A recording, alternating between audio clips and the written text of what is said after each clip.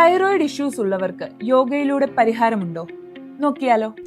നമ്മുടെ കഴുത്തിലുള്ള ഒരു ചെറിയ ഗ്രന്ഥിയാണ് തൈറോയിഡ്. ശരീരത്തിന്റെ പല പ്രധാന പ്രവർത്തനങ്ങൾക്കും ഈ ഹോർമോണുകൾ ഉൽപ്പാദിപ്പിക്കുന്നുണ്ട്. ഈ ഹോർമോണുകൾ കുറയുമ്പോൾ ഉണ്ടാകുന്ന അവസ്ഥയാണ് ഹൈപ്പോതൈറോയിഡിസം. ക്ഷീണം, തടി കൂടുക, തണുപ്പ് തോന്നുക എന്നിവയെല്ലാം ഇതിന്റെ രോഗലക്ഷണങ്ങളാണ്. തൈറോയിഡ് പ്രശ്നങ്ങൾക്ക് മരുന്ന് അത്യാവശ്യമാണെങ്കിലും ചില യോഗാഭ്യാസങ്ങൾ ചെയ്യുന്നത് ഈ അവസ്ഥയെ മെച്ചപ്പെടുത്താൻ നമ്മളെ സഹായിക്കും. കഴുത്തിലെ രക്തയോട്ടം കൂട്ടുകയും ശരീരത്തിലെ സമ്മർദ്ദം കുറയ്ക്കുകയും ചെയ്യുന്നതിലൂടെ യോഗ ഇവിടെ പ്രയോജനകരമാകുകയാണ്. തൈറോയിഡ് കുറയ്ക്കാൻ സഹായിക്കുന്ന ചില യോഗാഭ്യാസങ്ങൾ ഞാൻ പറയാം. 1. സർവാംഗാസനം, തല കീഴായി നിൽക്കുന്ന ഒരു തരം യോഗാഭ്യാസം. 2.